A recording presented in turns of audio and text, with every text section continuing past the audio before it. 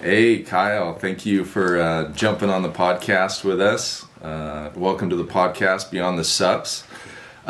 Just for our audience, Kyle is the Director of Government Affairs for the Natural Products Association, and he works to advance the NPA's federal and state public policy initiatives. Kind of a mouthful, but I think we're going to jump into what that is. So yeah, welcome to the show. I'm glad to have you on, and super excited to be able to meet with you like this. Yeah, it's great to be here. Thanks for having me. Yeah, can you walk us through what is the NPA? What is a trade association? Yeah, sure. So NPA is the oldest and largest trade organization in the dietary supplement space. We represent about 700 members and uniquely positioned where we represent the entire supply chain. So raw ingredient manufacturers, CMOs like Leaf Lab, retail, and then mom and pop retail as well. So we have a unique ability to understand all of the different issues and things that affect the entire dietary supply chain. Wow. You said the oldest. Yeah. So 1936, I believe it was. So we're pushing almost 90 years now. Holy moly. Yeah, that's absolutely awesome. Yeah, I mean, can you walk us in just a little bit more on what a trade association does? I know that you guys are involved with a lot of brands, particularly even with Leaf. We're a member of the NPA. Yeah, can you just walk us through that partnership a little bit more, and exactly what that trade association does? Sure. So for those that don't know, a trade organization or trade association is an organization founded and funded by businesses that operate in a specific industry. So in this case, it's the natural product space, right? Mm-hmm. So dietary supplements, probiotics, medical foods, things like that. And in our role as the trade organization for the space, we do a number of different things. Advocacy being a big part of what we do, both at the state and federal level, but a lot more than that. So education, both for members in terms of, what is compliance, what are GMPs, things like that, helping that continuing education piece. Then also to public relations. We have great relationships with not just trade press, but national and local media outlets as well. So when they are covering stories that are about the industry, we serve as a national spokesperson, if you will, on different stories that impact the industry. So for folks that are trying to understand better about what NPA is, think advocacy, think public relations, and then think continuing education. Interesting. Yeah, I've seen a lot of the articles that are published online, really, really informative. I know that you guys are also involved in legal and regulatory. Can you walk us through kind of what's going on in the supplement space as far as you see it? Yeah, sure. So there's a whole host of issues going on right now. And if you're not familiar with the organization, definitely reach out to Adele. He sits on our board of directors. He's been an awesome partner for the NPA. So basically what's gone on in both at the state and federal level is we're seeing different actions take place that are negatively impacting businesses like Leaf. So, for example, in California and other states, there have been legislative proposals that come up to restrict access to dietary supplements. And Adele was in 2020 actually penned an op-ed for one of the big newspapers out there that covered why this is bad for industry and also, too, why it's bad for consumers. And ultimately, at the end of the day, what the lawmakers in Sacramento are looking to do is shrink business in this space. They're looking to limit consumer choice in terms of what products they can and can't purchase. And then ultimately, at the end of the day, that's going to put companies out of business. So in our role as that trade organization that represents the space, and in my role as the head of government affairs for the MPA. We've been essentially a conduit between industry and government. So a lot of times what I do in my role is educate state legislators, their staffs, federal legislators and their staffs on who makes up the industry, what the industry does, how the industry comes to market, and then ultimately who regulates the industry, and that being obviously the FDA. A lot of people would be surprised that oftentimes, particularly with state legislators, they're not super aware of how supplements are regulated. And one of the talking points I think we all are familiar with is this, well, dietary supplements are unregulated. We understand that as industry stakeholders, and we understand that while that is a talking point for some people, it's really not the case. The FDA has a number of different statutes that govern how dietary supplements are regulated. So think of NPA as that person that is educating government and governmental agencies, but then also to connecting them with industry to have a better relationship for them to understand, okay, folks like Leaf Labs, been to their facility, super clean, super state of the art. When issues do come up, they're going to look to companies like you all to pick your brain on proposals. So in Adele's case, for example, he's sat in on a number of meetings with lawmakers where there might be a problem that they're trying to address, and they've used Adele, they used myself and other members of the organization as kind of those experts in ultimately trying to solve problems. So this eating disorder community that has been pushing bills to restrict access to supplements, we've been pushing back on that. In California, Governor Newsom vetoed the bill 2, maybe 3 years ago. Unfortunately, that bill has come back up. We've been participating in a working group with the California Department of Health to educate them on how FDA regulates supplements, who's taking supplements, and then ultimately the data points that show that there are no correlation between the use of supplements and eating disorders. So that's a fundamental element to what we do here, but we do that at a national level. Wow. Yeah, that is absolutely awesome.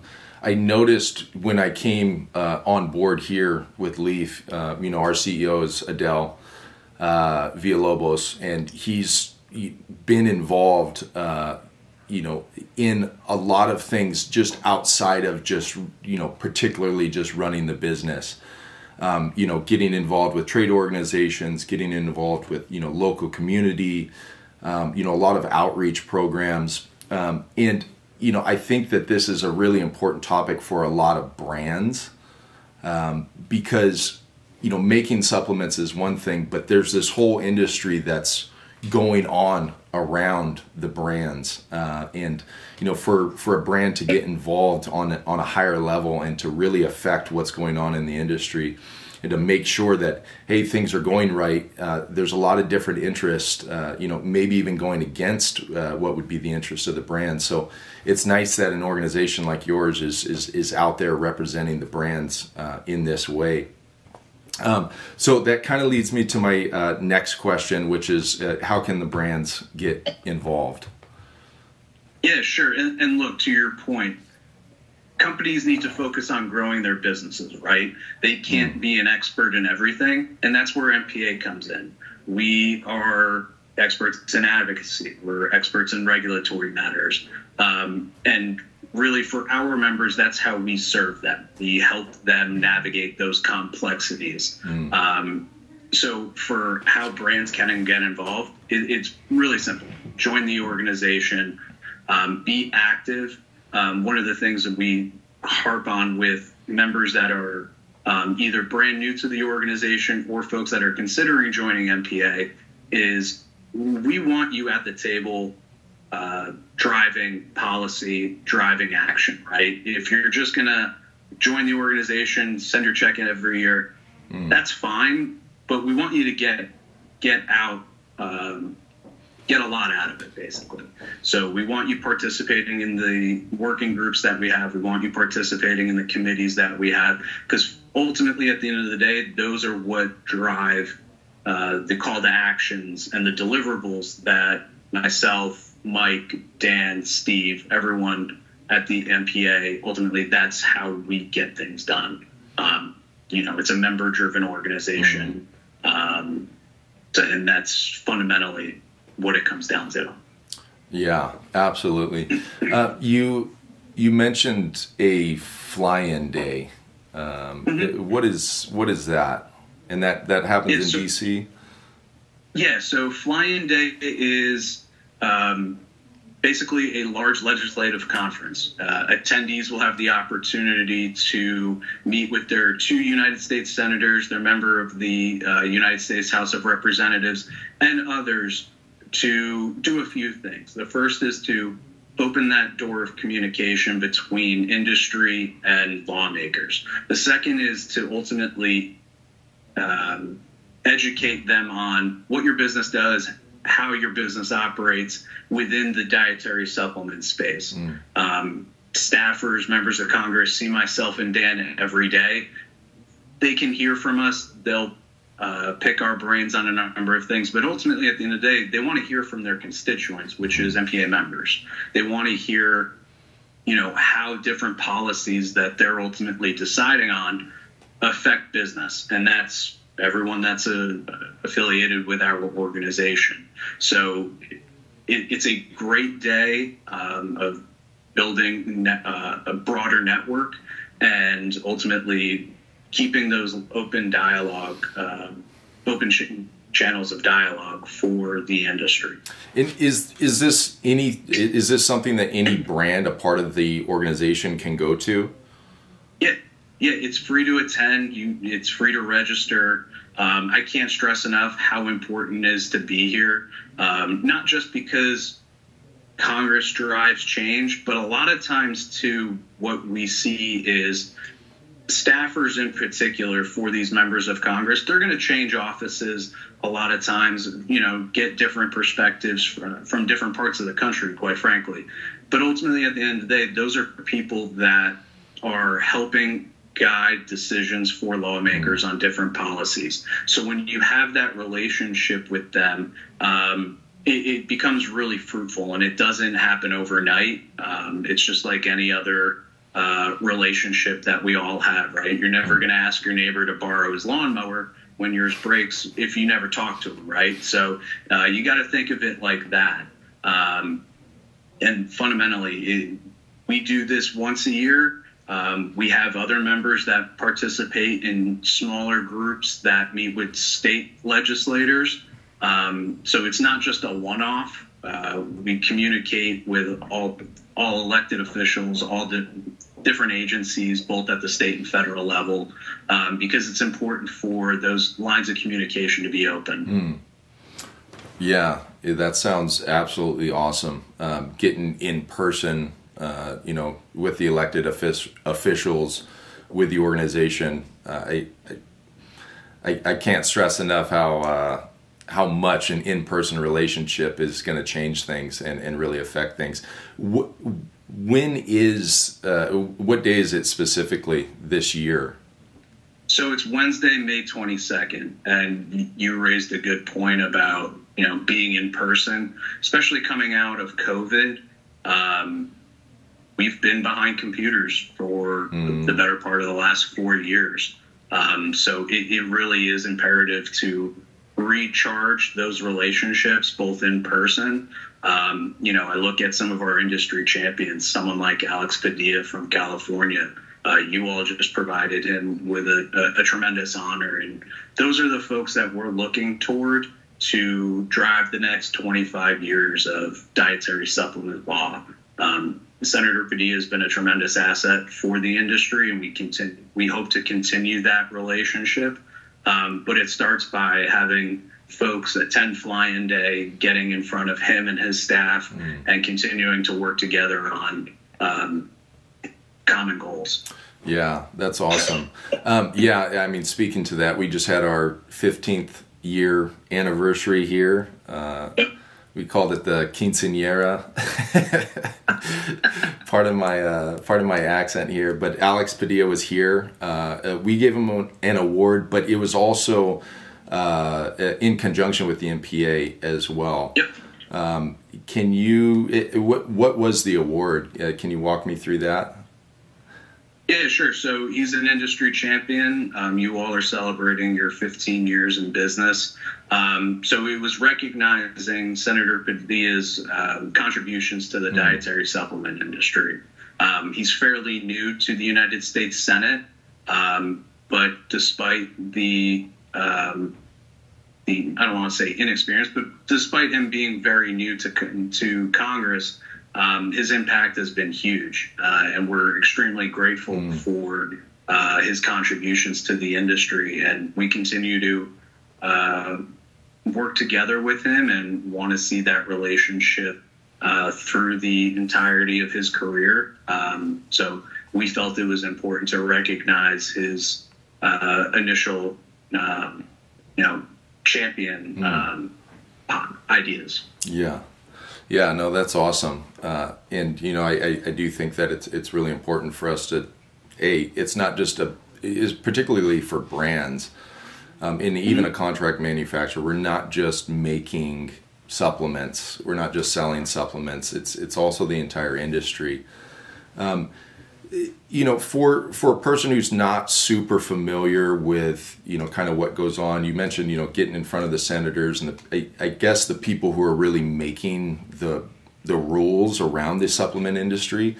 A lot of people think that it's not regulated. It's highly regulated. It's just regulated in a different way than, say, pharmaceuticals. But can you walk us through a little bit on what does that look like? What benefits, what value does it bring? We can go and say meet with a senator or, meet with a trade organization or meet with the people in DC, but, what types of things are they, what types of things are they doing? And, what would like a brand be hoping to accomplish? Outside of their, their typical business, with a visit like this? Sure. So again, it comes back to relationships and being that expert in your field. Staffers, members of Congress, they have people like me coming to them all the time. There are 6,000 different trade associations within DC, all fighting for airspace, right? So as a brand coming to DC, meeting regularly with these folks to talk about issues that are impacting the industry, it stands out because not everyone's going to take the time to quite frankly do the legwork that's required. So when you join an organization like MPA, one of the first things we do is make sure that if you haven't met with your members already, that you do so. And just begin that open dialogue and get them familiar with you and you familiar with them. Because when something does come up, like these state restriction bills, we want to be able to have them call us and say, hey, this is a really bad proposal and here's why, versus starting from, square one, essentially, where they pick up the phone and they're kind of like, who are you? That doesn't bode well for what we're trying to accomplish. So it ultimately comes down to keeping open lines of communication where they believe we have credibility in this space. And when there are problems that arise, they come to us. We talk a lot about FDA accountability and their lack of enforcement on certain issues. There are a number of staffers that come right to us first and look at constituent updates from the agency and kind of, basically say, is this for real? Is this a nothing burger? Kind of, what's your take on this? And, we're frank with them, but they should also be reaching out to folks like yourself, folks like Adele, and other MPA board members. And they do to a certain extent, but that's only because they've known these people now for 2, 3, 4, 5 years. When you have those relationships with people, it really helps drive change. Yeah, absolutely. How do you join the MPA? So Really simple. There's a form on our website that you can fill out at mpanational.org. You can reach out to me or Mike O'Hare. It's really simple. We can set up a call and bring everyone under the MPA umbrella. I can't stress enough how important of a time this is when you look at the lack of enforcement from FDA on a number of different issues, coupled with these rogue legislators in different states like California that are trying to shrink businesses. We need more people at the table that are singing from the same sheet of music, and ultimately that will help drive change. Right. So, yeah, I mean, if we're not representing ourselves, and our industry, someone else is going to. So I think it's absolutely critical everyone gets involved, and the perfect way is through through our trade organization, which is the MPA. So, is there anything else that you want to say before we kind of sign off here or bring up? Yeah, just if you haven't registered for Fly-In Day, visit our website where you can do that. It takes 2 clicks. We look forward to having everyone out there. Last year we had over 100 meetings with different lawmakers. We look to grow that this year, so visit our website, mpanational.org, to not only, if you're not a member, to get informed in how to be a member, and then to register for Fly-In Day. Great. And would someone be able to register, become a part of the trade organization, and get to Fly-In Day in a short amount of time? Yeah, it's about 4 clicks, so pretty simple. All right, we're advanced. Yeah, this is great. So easy a caveman can do it. Kyle, thank you for coming on. I think this is great. I think you're shedding a huge light on what your organization does, and really, spearheading, an area that, brands aren't typically able to do themselves.